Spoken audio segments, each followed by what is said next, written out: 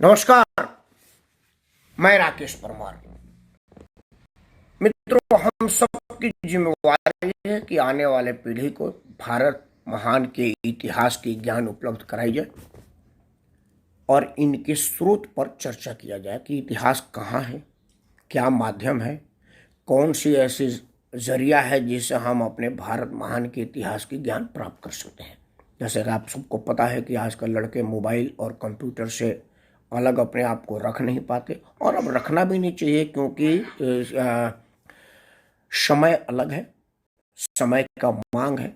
क्योंकि आप माननीय प्रधानमंत्री को इस बात की एक हाथ में ज्ञान और दूसरे हाथ में विज्ञान की जरूरत है। विज्ञान और ज्ञान आधुनिक तकनीक के माध्यम से लिया जाएगा। तो हमने विचार किया कि क्यों न इसी माध्यम से इतिहास की ज्ञान प्राप्त किया जाए। क्या स्रोत हो सकता है आज के बच्चों को इतिहास का ज्ञान देने के लिए? तो हमने अनुरोध किया भारत के प्राचीनतम इतिहासकार डॉक्टर श्री भगवान सिंह से कि डॉक्टर साहब, क्या तरीका हो सकता है इतिहास के ज्ञान को प्राप्त करने के लिए और क्या क्या है जिससे हम कर सकते हैं। इस विषय पर हमने डॉक्टर श्री भगवान सिंह जी से अनुरोध किया है कि करें। आज हम बात करते हैं डॉक्टर श्री भगवान सिंह जी से। डॉक्टर श्री भगवान सिंह जी, डॉक्टर साहब, एक तो सबसे पहले आप बताइए कि क्या तरीका है इतिहास जानने का।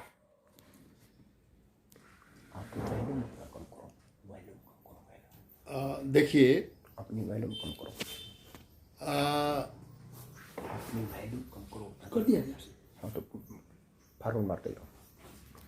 देखिए, हम भारत के वासी इतने भाग्यशाली हैं कि हमारे पूर्वजों ने हमारे लिए बहुत कुछ छोड़ा है।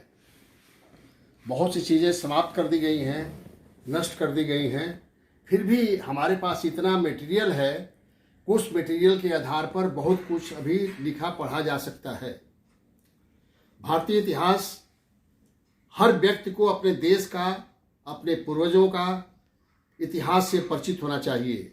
इतिहास यानी बीते हुए समय का पूरी गाथा। उसमें कला संस्कृति है, पुरातत्व है, साहित्यिक स्रोत है, सारी जो उसमें विचारक हैं, ये सारे विचारों को लेकर के बहुत प्रसन्नता होती है कि इसको जो प्राचीन हमारी जो धरोहर थी, हमारे राजपूत पीरियड से उनके पतन के बाद जो बाहर में विदेश के लोग आए, उसमें उन लोगों ने बड़ा हमारा उस समय में बहुत हमारा साहित्यिक नष्ट किया गया है। लेकिन मुझे प्रसन्नता है इस बात की कि सर विलियम जोन्स ने कलकत्ता में एशियाटिक सोसाइटी की स्थापना करके हमारे प्राचीन भारतीय इतिहास संस्कृति को जानने के लिए कुछ उजागर किया और अपने एक टीम के जरिए उन्होंने हर क्षेत्र में कुछ लोगों को लगाया और प्रश्रय दिया और उससे वो जानकारी उनको मिली। अब संस्कृत के क्षेत्र में भारतीय संस्कृत दुनिया की एक ऐसी विकसित भाषा है जिसमें अथाह समुद्र छिपा पड़ा है और हमारे पूरे जो गाथा है हमारे संस्कृत साहित्य में भरा पड़ा है। तो उसको जानने के लिए हमारे जो वेद हैं, चारों वेद, ऋग्वेद, अथर्ववेद, सामवेद, यजुर्वेद, ये जैसा कि आप यहाँ आपको मैं दिखाता हूँ, ये जो ये वेद है, इसमें कई लोगों ने काम किया है और इसको जैसे ये चारों वेद है और हमारे ये पुराण हैं, 18 पुराण हैं, ये रामायण है। ये पूरा रामायण का जो बड़ौदा का इंस्टीट्यूट का जो ओरिएंटल इंस्टीट्यूट से जो छपा है वो हमारे पास कंप्लीट सेट रखा हुआ है। बाकी ये जो पूरा यहाँ से वहाँ तक, और इसके बाद जो है वो वाल्मीकि के रामायण के बहुत से एडिशन हैं, वो सारे एडिशन लगभग हमारे पास है। चूँकि हम उसमें काफ़ी अपना रुचि रखते और इतिहास के उस जानने के लिए बहुत सी रामायण की बातें की जानकारी के लिए सारी चीज़ें रखी गई है। जो भी डॉक्टर साहब, एक चीज़ बताएं, मान लो मैं विज्ञान का विद्यार्थी हूँ और मुझे अपने इतिहास से लगाव है, प्रेम है। क्या स्रोत है, कौन सी इतिहास कहाँ से शुरू करें? कोई तो शुरुआत होगी कि भाई आप रामायण पर जाओ, महाभारत पर जाओ, उपनिषद पर जाओ, वेद पे जाओ, या आपके लिखे किताब पर जाओ। शुरुआत कहाँ से करें और कौन सी ऐसे ग्रंथ होगी जिससे हम हासिल कर सकते हैं ज्ञान, सटीक ज्ञान, एंथेटिक ज्ञान और बढ़िया ज्ञान? देखिए, ज्ञान प्राचीन भारतीय इतिहास जानने के कई स्रोत हैं, जिसमें सबसे प्रामाणिक स्रोत अगर हम लेंगे तो उसका एक आधार इंस्क्रिप्शन का होता है, शिलालेख का होता है। यूँ तो भारत में मोहनजोदड़ो हड़प्पा कालीन शिलालेख मिले हैं, लेकिन हम उसको पढ़ नहीं पाए हैं दुर्भाग्य से। लेकिन अभी जो लिपियाँ, ब्राह्मी लिपि जो अशोक पीरियड की है या उसके बाद की जो ये पढ़ी गई है, तो ये जैसे यहाँ ये रखा हुआ है कार्पस इंस्क्रिप्शनम इंडिकेरम सीरीज, इसमें पहला वॉल्यूम जो है वो होल्स का अशोकन इंस्क्रिप्शन है, फिर सेकेंड पार्ट है स्टेनकोनो का है, फिर लुडर्स का है, फिर थर्ड है फ्लीट का, जान फैथफुल फ्लीट का गुप्ता इंस्क्रिप्शन है। फिर इस तरह से बीबी मिरासी वगैरह ये और ये त्रिवेदी वगैरह ने सब इस पर काफ़ी काम किया है। उस तरह से वो आप जो देख रहे हैं वो एपिग्राफिया इंडिका है, पूरा कंप्लीट सेट एपिग्राफिया इंडिका है कि भारतीय पूरे इतिहास के स्रोत के जितने जो स्रोत हमारे पास हैं, जो इंस्क्रिप्शन जो अभी तक भारत में उपलब्ध हैं, ये उसमें गवर्नमेंट ऑफ इंडिया ने इसको प्रकाशित किया है और उससे जान करके हम एकदम एथेंटिक इतिहास ले सकते हैं। उसी तरह से ये जो आर्कोलॉजिकल सर्वे रिपोर्ट है ये एलेक्जेंडर कनिंघम का है। हम कनिंघम के बहुत ऋणी हैं कि ये कनिंघम जो पूरे देश में घूम करके उत्तर भारत में ये जैसे उनका ये आर्कोलॉजिकल सर्वे रिपोर्ट जो है 24 वॉल्यूम का रिपोर्ट था उनका, ये पूरे रूट्स को फाहियान भेनसांग के रूट को पकड़ के इन्होंने सारे जो है ये पुराने अवशेषों को निकाला, फिर खुदाई किया। इन्होंने भरूच की खुदाई की, बोध गया की खुदाई की, सारनाथ की खुदाई की, ये सारे अवशेष खोद करके निकाले और ये हमारे लिए बहुत सी चीज़ें छोड़ गए हैं। ये पुरातात्विक, एक तो मैंने बताया कि शिलालेख का इंस्क्रिप्शन आधार होता है और दूसरा जो पुरातत्व जानने के लिए आर्कोलॉजी जानने के लिए इसमें आर्कोलॉजिकल सर्वे रिपोर्ट जो है कनिंघम का है, फिर archaeological survey of India annual report John Marshall का है। उस तरह से memoirs of the archaeological survey of India अलग अलग विद्वानों का है, उसमें कई जो छपे हुए हैं वो भी देखने की जरूरत है। और बाकी अभी जो हमारी बुलेटिन छपती है आर्कोलॉजिकल सोसाइटी ऑफ इंडिया की जो दिल्ली से जो है उसको वो भी आप देखिए। और जो नए रिपोर्ट्स जो अभी प्राप्त होते हैं जहाँ खुदाइयाँ होती हैं, बीबी लाल वगैरह जी या RS बिष्ट वगैरह ने या जिन लोगों ने खुदाई की है उसको जानने के लिए हमको आर्कोलॉजिकल रिपोर्ट दे करके हम लोग उसमें बहुत कुछ जान सकते हैं। ये सोर्स ओरिजिनल सोर्स है। उस तरह से आप जो है एक स्रोत होता है ये आपका ये क्वाइंस का एक स्रोत होता है। ये क्वाइंस का जो स्रोत होता है जो ये किस राजा ने कौन से सिक्के चलाए और कहाँ कहाँ से जो है ये सिक्के हमको उपलब्ध होते हैं। तो ये इससे आपको जो है ये क्वाइंस की किताबें हैं, इससे आपको जो है ये सारे स्रोत किस पीरियड का है, किस राजा का है, इस पर डेट होता है, अगर उस पर सिंबल है, अगर मान लें कि किसी नंदी का दृश्य उस पर सिंबल है तब सोचें कि वो राजा शैव धर्म से प्रभावित था। अगर विष्णु से संबंधित है तो उस तरह से भी हम स्रोत उसका ये भी एक बहुत प्रमाणिक इतिहास होता है। उसी तरह से जो है ये इंस्क्रिप्शन और ये क्वाइंस ये जिसको नमिस्मेटिक्स करते हैं। फिर आर्ट का भी एक बहुत बड़ा श्रेय होता है कि आर्ट जो अलग अलग समय में लिखा गया है, जैसे डेवलप हुआ उस पर जो जैसे हमारे यहाँ प्रारंभिक आर्ट मौर्य पीरियड का होता है, मौर्य काल से मिलता है। आर्ट की कला तो हमारे पास मोहनजोदड़ो हड़प्पा कालीन अभी सिगरौली में यहाँ मिला है, आपके मेरठ में। ये सब चीज़ें अभी बहुत से खुदाई के मिल रहे हैं। ये भारत में एक तरह से खजाना दबा पड़ा है, उसको निकाल करके समय पर आता है, उससे हम भारत के इतिहास के बारे में, प्राचीन भारत के गौरव के बारे में जान जाते हैं। और दूसरा एक और जो स्रोत है आप देखेंगे, अगर भारत के इंपॉर्टेंट बात को देखेंगे तो आप पूरे भारत को सर्वे कीजिए और भारत के मंदिरों को देखिए। ये टेम्पल सर्वे प्रोजेक्ट करके जैसे प्रतिहार पीरियड के ऊपर जो टेम्पल्स हैं, प्रतिहार जो राजपूत थे उनकी जो गुर्जर प्रतिहार जिसमें आपके जो मिहिर भोज थे उनके वंश का इसके ऊपर है, तो प्रतिहारों को जो टेम्पल है इसके ऊपर किया है। फिर ये खजुराहो का टेम्पल ऑफ खजुराहो, कृष्णदेव जी एक अथॉरिटी थे, उन्होंने खजुराहो पर काम किया है। उस तरह से cave temple of eastern India, ये temple of eastern India, temples of Kerala. उस तरह से ये बिब्लियोग्राफी, ये इंडियन आर्कियोलॉजी, ये इसमें ये पूरा तो जर्नल है। ये आपका जो लोथल, ये नागार्जुन कोंडा, ये लोथल जो मोहनजोदड़ो हड़प्पा कालीन जो अवशेष हैं, फिर रत्नागिरी, ये सारे जो आर्कोलॉजिकल सर्वे एनुअल रिपोर्ट ये उसके नंबर हैं। और फिर archaeological survey of India new imperial series, ये सारे जो चीज़ें हैं ये सब जानने के लिए हमारे पास ये अकाट प्रमाण है। उसी तरह से इंडियन एंटिक्वेरी एक है, इंडियन एंटिक्वेरी जो जेम्स बर्गेज ने शुरू किया था बॉम्बे से, वो भी एक उसमें के अंदर भी भगवान लाल इंद्र जी का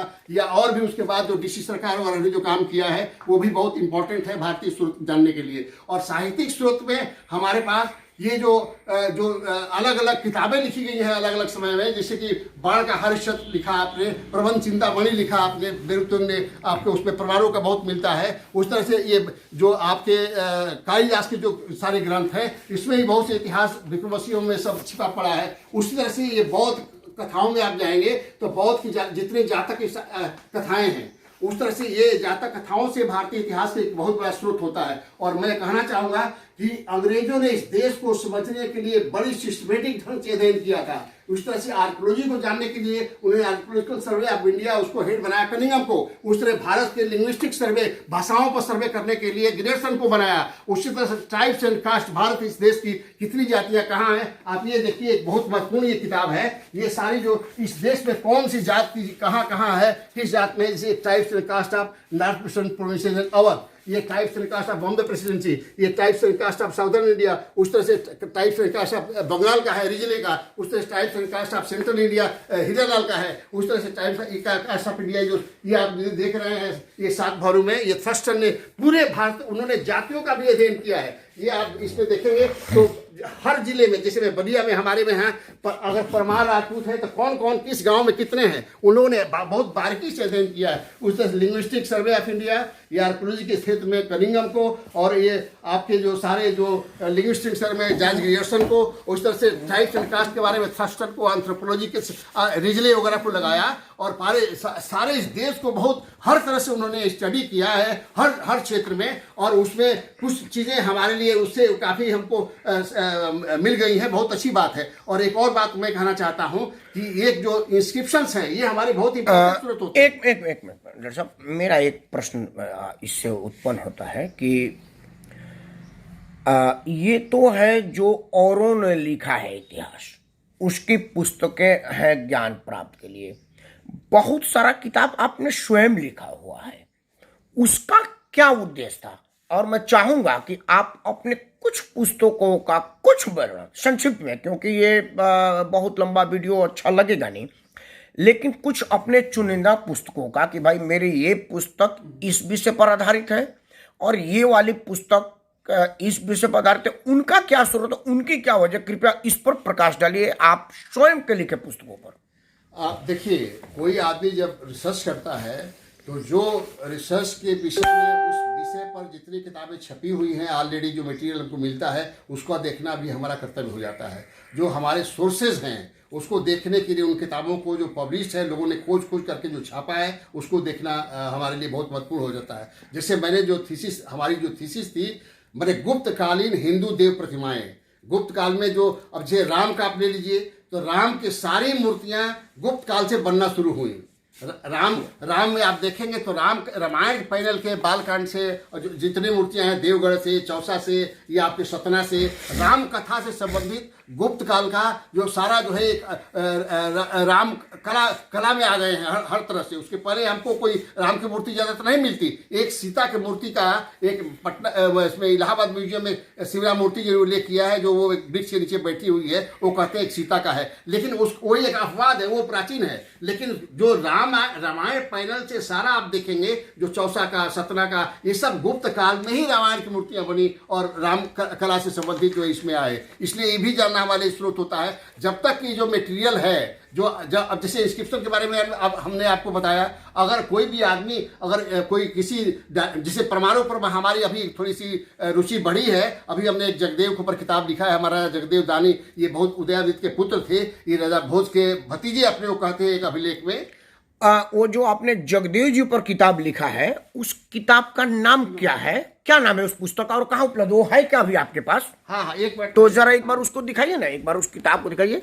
ये देखिए, ये किताब इतिहासकार के अलमारी में पैसा होता है, देखिए सेठ का अलमारी में धन होता है, और इस इतिहास का देखिए, इन्होंने इतिहास का किताब खोला है। इसको अब जरा अलमारी को बंद कर दिए, वो देख लिया, इसको बाहर रखिए, बाद में देखेंगे, बाहर निकालिए इसको।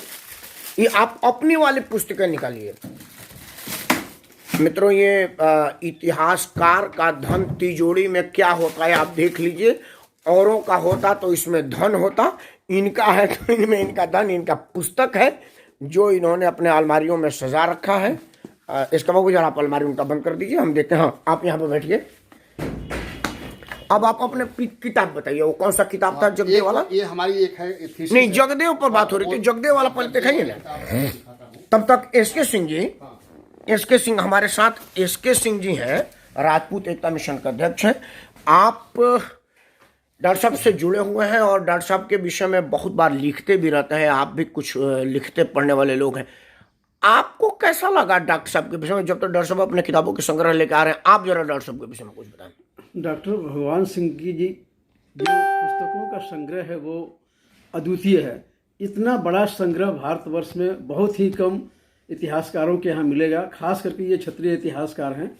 और इन्होंने जो किताबें लिखी हैं या जो किताबों का इनका संग्रह है, जिनको हम लोग लिस्टिंग करने का इरादा रखते हैं और आने वाले बहुत जल्दी ही हम इनके पूरी किताबों का हम संग्रह करेंगे। कौन कौन सी क्षत्रिय किताबें हैं जो हमारे क्षत्रिय इतिहासकारों ने या अन्य इतिहासकारों ने क्षत्रिय समाज के बारे में और जो लिखा है, तो इनका निश्चित रूप से जो संग्रह है वो बहुत बड़ा संग्रह है। और इनका ज्ञान तो वो क्या संग्रह है, आप अपने किसी चैनल पर भी रखेंगे क्या? जैसे आपका राजपूत एक समय का प्लेटफॉर्म है, पूर्वांचल एकता का है, उस पर भी कहीं रखेंगे क्या? या समय में इन्होंने जितनी किताबें लिखी है या जो जो किताबों का इनके पास संग्रह है उसकी हम लोग लिस्टिंग करने जा रहे हैं, हमारी वेबसाइट पे भी होगी, ताकि लोग जो इंटरेस्ट रखते हैं इतिहास के बारे में, क्षत्रिय इतिहास को और ज़्यादा जानना चाहते हैं, उसको पढ़ सकें। तो जब किताबों के बारे में पता होगा तभी वो पढ़ पाएंगे।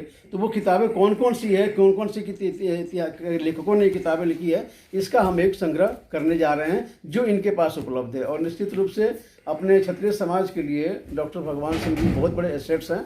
और जिन्हें भी क्षेत्रीय इतिहास के बारे में जानकारी रखनी है, इनसे निश्चित रूप से संपर्क करें। और जो छात्र हैं, जो क्षेत्रीय इतिहास के बारे में अपना स्टडी करना चाहते हैं, निश्चित रूप से इनसे संपर्क करके ज्ञान हासिल कर सकते हैं। डॉक्टर श्री भगवान सिंह के किताबों को जानने के लिए एक श्री भगवान सिंह का अपना संपर्क सूत्र है, और दूसरा माध्यम है कि आप इस YouTube चैनल पर भी इनके विषय में समय समय पर जानकारी प्राप्त कर सकते हैं। आप इस YouTube चैनल को भी सब्सक्राइब कर सकते हैं ताकि इनके विषय में जानकारी आपको इस पर उपलब्ध हो सके। डॉक्टर साहब हमारे साथ जुड़ गए हैं। डॉक्टर साहब उनको जो अपने द्वारा स्वलिखित किताबों की विषय में थोड़ा बताएंगे कि उन विषय में, उस किताबों में क्या है और वो किस लिए और किस उद्देश्य है डॉक्टर साहब की किताब की रचना। आप वो जगदेव जी वाली किताब पहले बता रहे थे, पहले डॉक्टर साहब आप जगदेव जी वाला किताब को दिखाइए। ये जो है, ये किताब हमने महान योद्धा दानवीर राजा जगदेव तथा उनका पंवार राजवंश। हाँ, इस किताब के विषय में बताइए डॉक्टर साहब पहले, ये क्या है? हम गांव पर जब रहते थे, ये जो ऊपर लेखनी है, ये का शिलालेख है क्या? ये क्या चीज है? ये जगदेव का, ये जो आपने ये शिलालेख है, शिलालेख है। कहाँ से मिला आपको? ये गुजरात, वहाँ जो आपके जो ये जगदेव का जो शिलालेख है, ये आपका ये आपका ये डोनर गांव, एक डोनर गांव आपके कानपुर और आपके तेलंगाना के आसपास, यहाँ वहीं के राजा थे।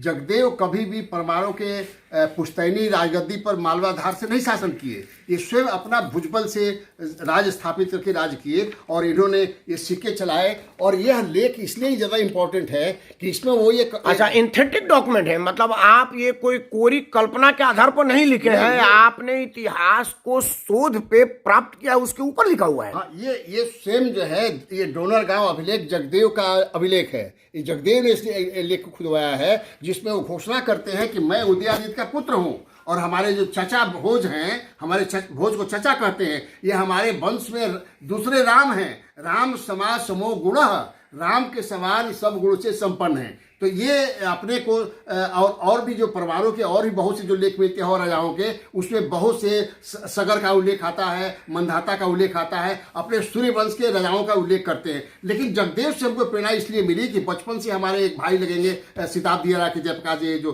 तो वो बताते थे कि जगदेव राजा हम लोग हुए और शीर्ष दान किए और बहुत ऐतिहासिक, बहुत प्रतापी थे। इसलिए इस उसमें तो वो गाना उना भी तो कुछ लोग, राजस्थान में आपका जगदेव री बात कह के हर घर में, हर गाँव में कथा कही जाती है। रासमाला में गुजरात में कही जाती है, बिहार में, बंगाल में, उड़ीसा में वो आपके जो विजयमल का गीत गाया जाता है। इनकी एक पुत्री थी जिसका अंग देश भागलपुर में शादी किया था। और ये सारे इधर के जो राज थे, तो इसलिए थोड़ा सा मेरा इंटरेस्ट इस पर बढ़ा। और दूसरी बात, हमने अपने अध्ययन में पाया है कि ये इनका परमार वंश है। और परमार वंश मुझे लगता है कि ये मूल रूप से ये मौर्य वंश से संबंधित लोग हैं। चंद्रगुप्त मौर्य के वंश है, इनका वंश है। और इस क्षेत्र में पटना के आसपास 50 गांव परमारों का है कौंडिन्य गोत्र का। भरहुति स्तूप में कौंडिन्य गोत्रियों ने बनवाया, पाटलिपुत्रवासी उसमें उल्लेख करते हैं। पूरा हिमालय के तराई, ये पश्चिमी उत्तर प्रदेश, ये पूरा बिहार का, उत्तर प्रदेश का इलाका जो है आपके यहाँ उत्तराखंड से लेकर के असम तक, ये सब परमाणु से भरा हुआ है कौंडिन्य गोत्री।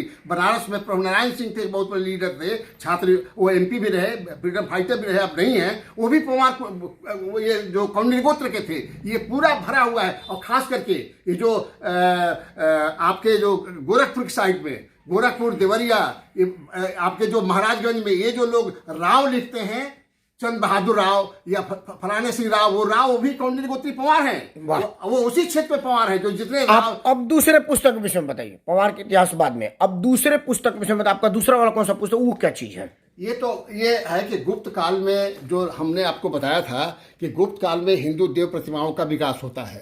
ये राम कथा से संबंधित बहुत सी मूर्तियां गुप्त काल में हमको प्रथम बार दिखने को मिलती है। उसी पर हमारी थीसिस थी। तो ये जो शिव की जो मूर्तियां मिली हैं, ये अलग अलग भारत से, उस पर ये पहला खंड है, और दूसरा खंड जो है आपका वो वैष्णविज्म पर है। उस तरह से ये जो है, ये हमारे एक पुत्र की किताब है जो इन्होंने मोहनजोदड़ो हड़प्पा कालीन लेट हड़प्पन साहित्य, ये जो हिंडन के किनारे है, ये गाजियाबाद साहित्य में इनकी ये MPhil की थीसिस थी। रेवंत विक्रम सिंह, ये बम्बई यूनिवर्सिटी प्रोफेसर हैं ये, और इन्होंने आजकल वो बाहर है, आजकल वो गवर्नमेंट ऑफ इंडिया इनको बाहर भेजा हुआ है। तो ये भी इस आदमी ने भी बहुत बड़ा काम किया है। और मोहनजोदड़ो हड़प्पा कालीन ये लेट जो है, ये पूरे जो है, ये आपके हिंडन के किनारे, और ये सब ये पॉटरी है, और ये गांव है, नीचे आर्कियोलॉजिकल एविडेंस है। ये सारे जो मंदिर का अवशेष है, ये उस समय के पिलर है, ये लेट हड़प्पन साइड का है। तो ये भी एक बहुत बड़ी इंपॉर्टेंट चीज है जो आपके हड़प्पा उत्तर प्रदेश से जुड़ता है आपका।